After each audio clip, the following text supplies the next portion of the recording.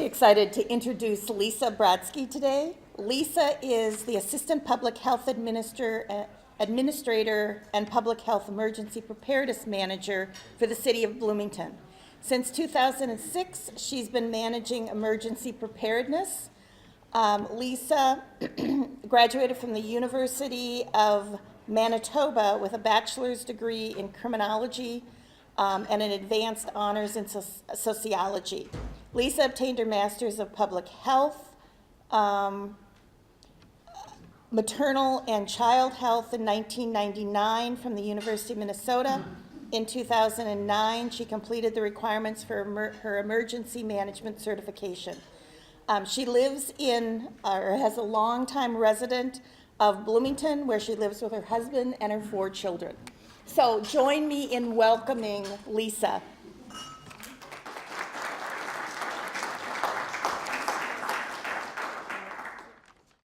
Good afternoon.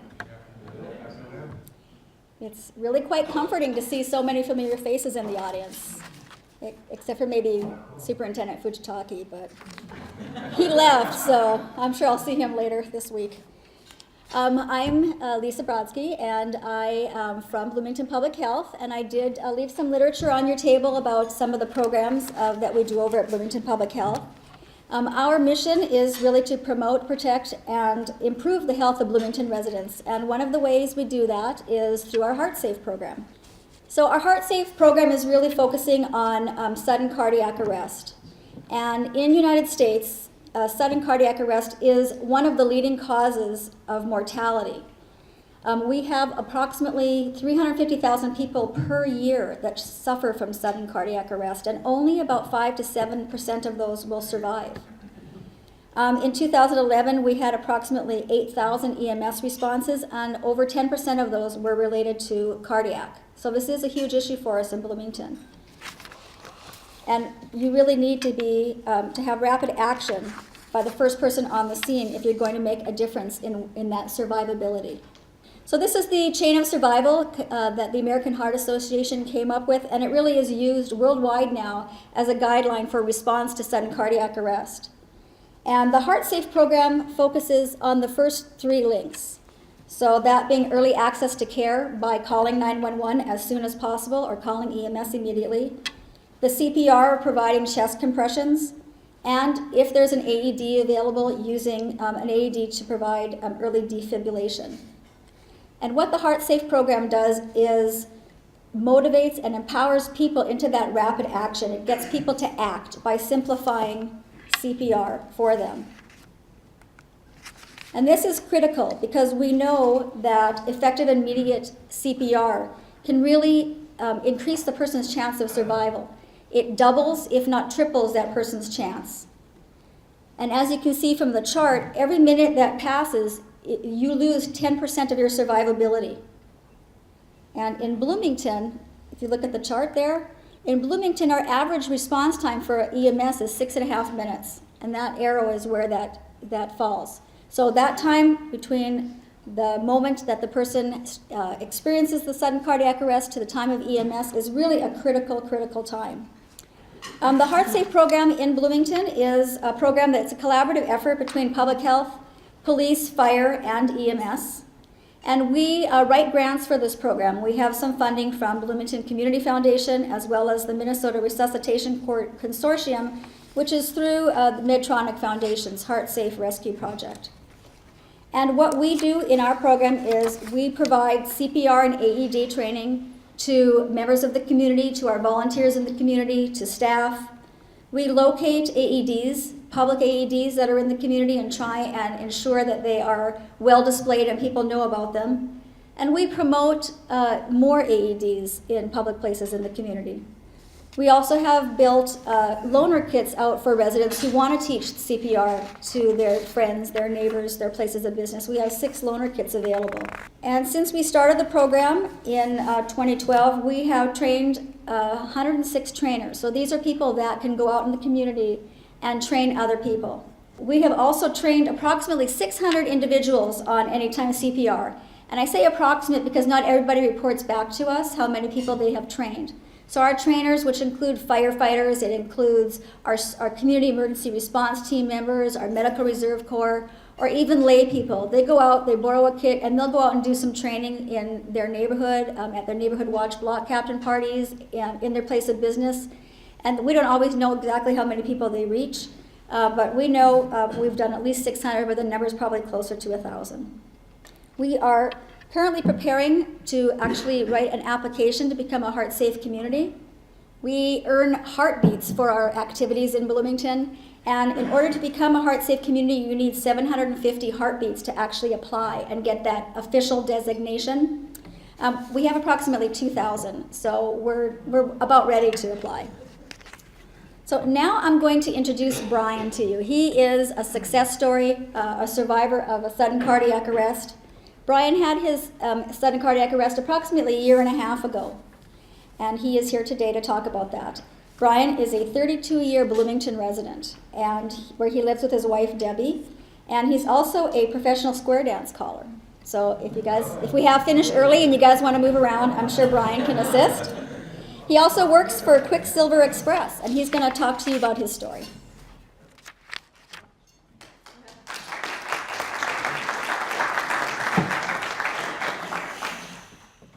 You want to hear about square dancing, or you want to hear about the cardiac arrest? I can do either one. And actually, the one thing I didn't tell you was I am a retired stand-up comedian. So there may be a joke or two that comes in because you don't really do that. Anyway, ladies and gentlemen, thank you very much for having me.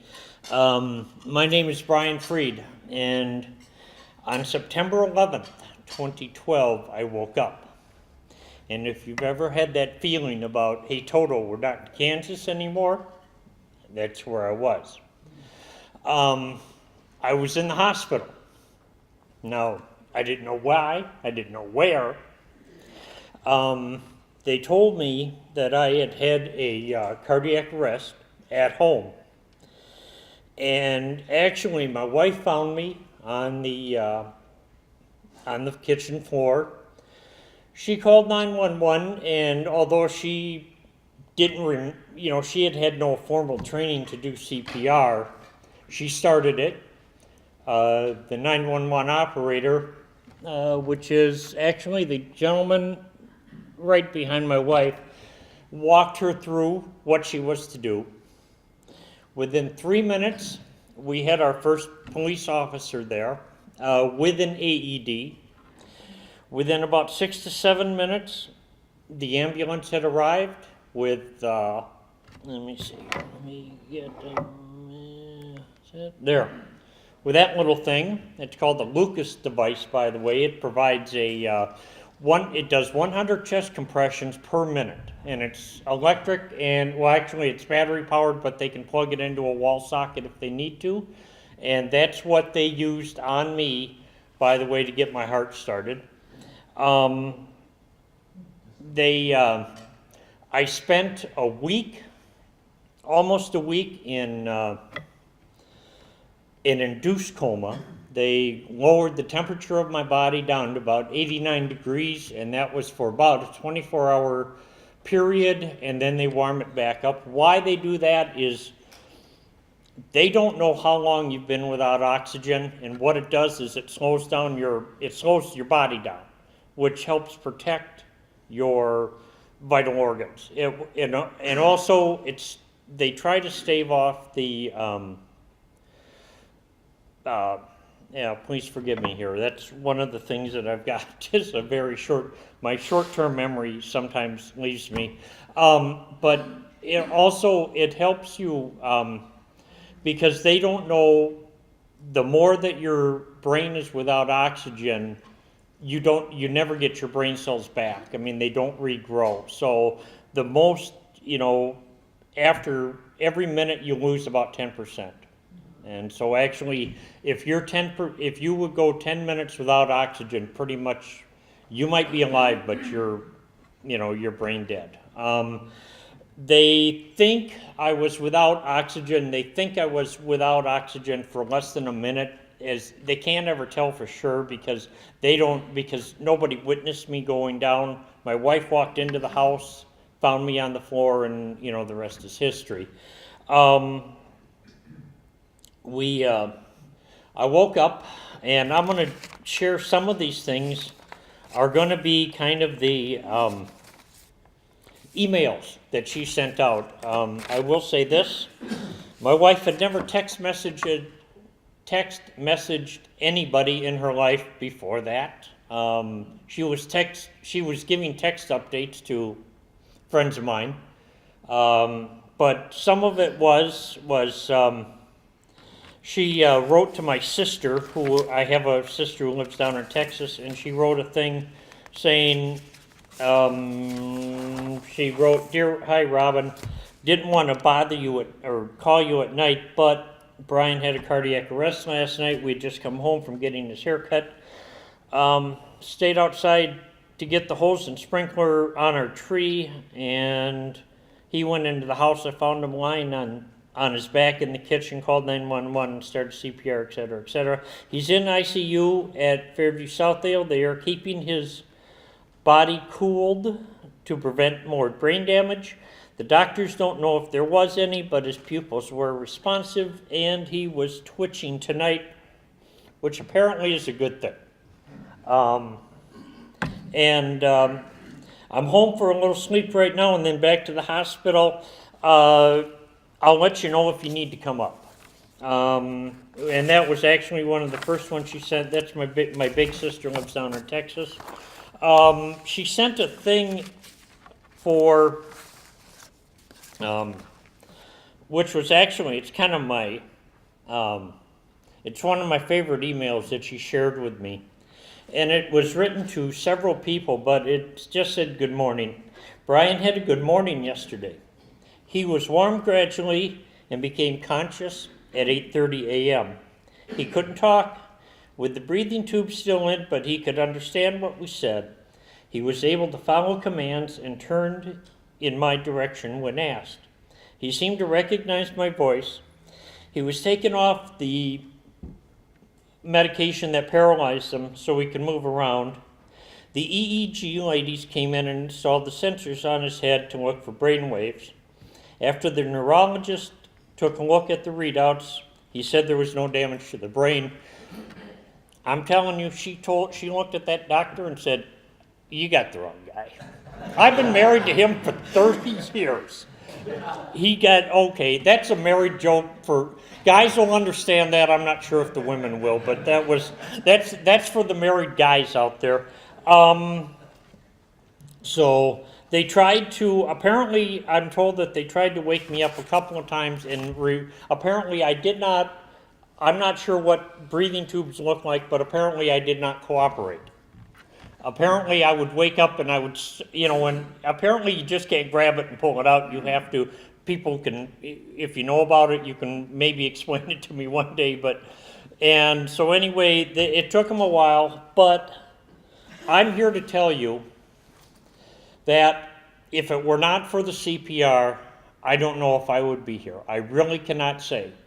The one thing that I don't want you to do is, I'm going to ask this question.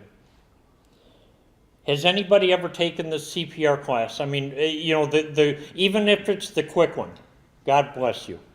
Because you know what? All you have to do is take, first off, I will tell you, and Lisa will back me up, that we don't have if you try, there's a Good Samaritan law in Minnesota that says if you try and you fail, they aren't going to come after you. You can't do it wrong, okay? About the worst thing that you would ever do is you would break somebody's ribs. And let me tell you something. The doctors say, look, ribs will heal. We want to get them, we need to get you, you need to have blood pumping to your brain. You need to have the heart working. And so that's why, I mean, I'm a poster boy for, I'm a poster boy for, for what CPR can do. And so, and I will close with this. On September 11th, or actually on September 12th, Debbie wrote this, and It says, hello everyone, he's alive, prayers have been answered. Brian's ventilator tube was removed about 11:45 on Tuesday morning, and about a 1 hour adjustment and period. He started talking and didn't stop all day. I'm known for that. He was cracking jokes, like when I told him the pressure on his arm was his blood pressure being measured. He said that if it hit 200 to sell. My mother was visiting just after the tube was pulled, and he remembered that her house was getting some work done, and he asked about the progress of that, so his memory is coming back too. He doesn't remember last Wednesday, but that may be for the best. He was still a little bit groggy from the sedatives, but his breathing on his own. They tried to put an oxygen mask on him, but it didn't fit right, and he kept pulling it off to talk anyway. The nurse then changed that out for a nose piece to keep the oxygen flowing into his body. Unfortunately, he pulled that off too. I honestly don't remember that, but I'll believe her. I need to bring in his teeth. I wear dentures. A bottle of Mountain Dew and his watch today. About noon today, they're going to do a swallow test. If he can pass that, he can start eating real food. The next step is probably move to a regular room. The cardiologists are still debating pacemaker or defibrillator, but he'll get one or the other. And he said I can throw away his pipe and tobacco. That will take a little bit of doing this. I imagine that he has some stash in places I don't know about. Anyway, we can't thanks enough for all the prayers and the well wishes. I've saved them for him to read to him later. I guess I'm going to close with this. Don't be afraid if you see somebody go down, because you can't do it wrong. I mean, plus, not to mention, they will take, and 911 will walk you through it, okay? Debbie told me that, no, Debbie is my wife, by the way, if I didn't mention it. Debbie told me that it was, that they had her count, 1, 2, 3, 4, 5. You do it 30 times, and, it's 30 times, take a 2-second break, 30 times, whatever. And she kept not counting because she was concentrating on that, and apparently the 911 operator kept kind of yelling into the phone, "Debbie, I can't hear you." So in other words, I do thank you for having this. Are there any questions? Yes, let's go. Yes, sir. So, did the doctors determine what led to your cardiac arrest? I always said that God was sitting up in the control room with St. Peter or whoever, and he says, we're going to make Brian quit smoking. I'm going to put the fear of God into him. And they did. But they think, the real truth is I've had some extra beats in my heart, and I've had them for a long time. But they've never bothered anything. I was licensed, or, I passed my DOT. I worked for a courier company, and when I used to drive for them, I had to pass the DOT physicals, and I passed them all the time. They think what happened was I had the perfect storm. I had extra beats starting, and instead of going bump, bump, bump, bump, bump, bump, we started going bump, bump, bump, bump, bump, bump, bump, bump, bump. And after a while, it wouldn't settle down. And so the heart did what the heart was supposed to do. It shut down because it was time to protect it. And so that's actually what happened. I do have, by the way, I have both. I have a defibrillator / pacemaker installed, and it keeps my heart beating at a regular pace if it needs to, or if I ever get too many extra beats, it will shock it back. Did they do the defib your heart then, when the EMCs arrived? Yes, they did. And the unfortunate thing is and a defibrillator, if you are flat, what is called flatlining, okay, if you don't have a heartbeat whatsoever, A defibrillator will not do anything because it's not designed to do that. What a defibrillator is designed to do is, if I was in that, I think they call it AFib. Anyway, where too many extra beats, it will shock it back into normal sinus, or into normal rhythm. But a defibrillator, an AED will tell you.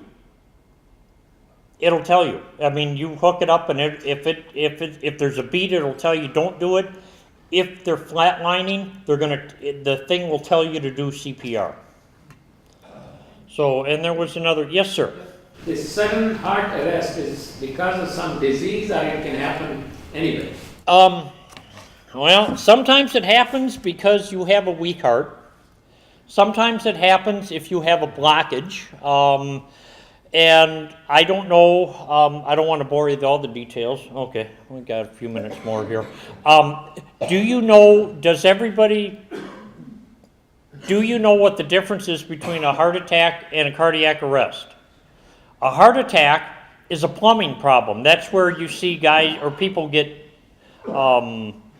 blockages, or they were 90% blocked, or they had a quadruple bypass, or whatever it is. You can have a heart attack and you can be walking and talking. It's just, a cardiac arrest is the electrical issue within your heart stops beating. And it's usually, an SCA is sudden. I mean, you just fall and there you go. So, and that's where we have nationwide, it's about 1% to 2%, I think. I got some information from Alina that said it was about a 1% to 2% survival rate. In Minnesota, we are better. In this part of the metro area, we are I think it's about 10%, my doctor told me, if that sounds about right. I'm looking at Lisa to make sure, but I have been told that it's about 10% for survival, and that's a testament actually to our hospitals and our traffic patterns, because ambulances can get you to the hospital and quicker. And the quicker they get you there, then the more they can do for you. Thank you all for having me.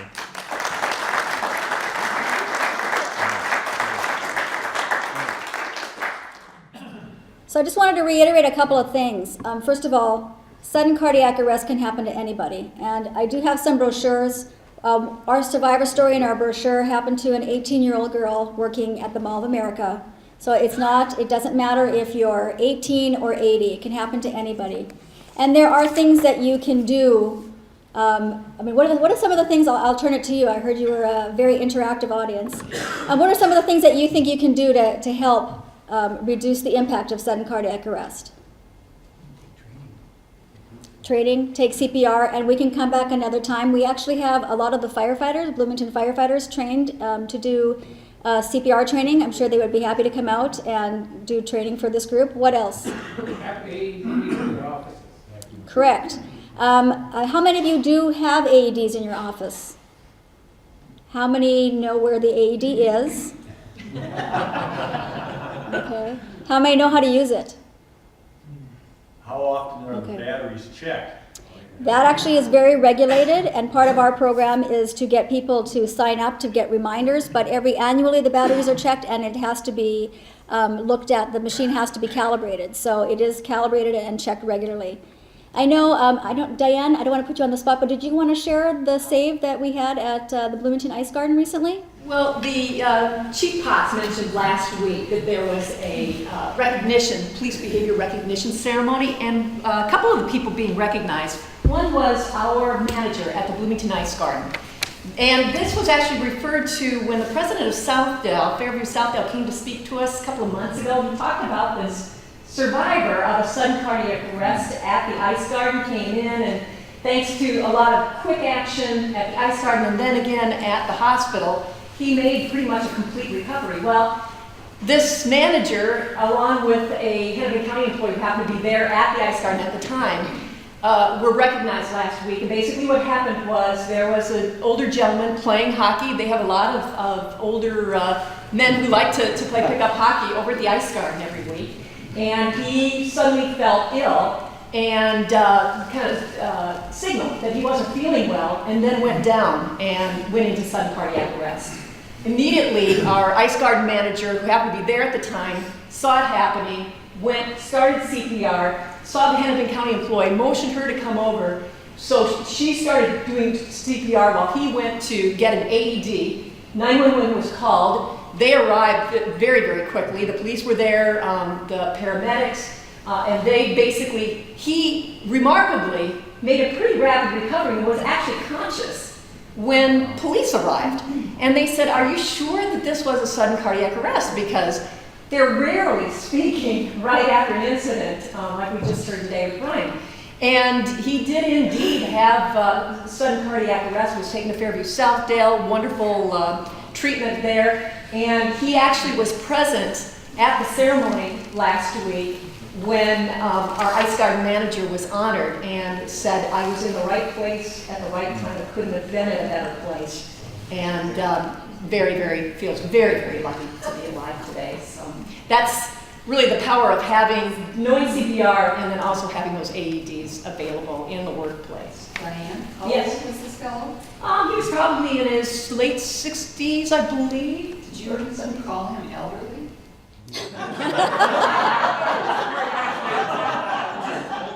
Whoops.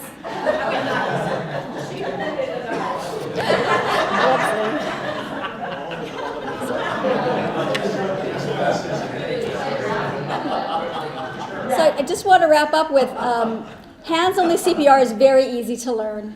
We only teach the hands only now. We're not teaching the breath. It's just the hands only. We really want to empower people to take action. It's really critical. And we don't even teach to count anymore. We're teaching people to the beat of, does anybody know? Staying alive. Staying alive. It's kind of a pun too, but if you can hum staying alive, then you know exactly how many beats to give. And don't be afraid of causing injury, because the person's going to be dead if you don't perform this. So, a broken rib they can live with. You had a question? Lisa, say you have the opposite problem and you're a little bit too timid. Does that still pump some blood and oxygen to the brain if you are giving less compression than the recommended amount? I'm not quite sure the answer to that. I would assume that some CPR is better than perfect CPR, but with the mannequins that we have, and I can run one over to your office, the mannequins we have, it actually clicks when you hit it hard enough, and it really teaches you. The whole point is of getting those out in the community, so you actually practice how hard you have to push. And it really is quite surprising how hard you have to push. So we really want, the best approach is the correct approach. So. Why did they do away with the breath? The studies indicate that the best possible method of getting that blood circulating is the compressions. I believe there's also some blood or some oxygen in the blood, and just getting it up to the brain will help. Compression makes the lungs work too. Yeah. Well, thank you for your time. We really need to work together to increase the survivability of sudden cardiac arrest, and I really appreciate you guys inviting us. Thank you.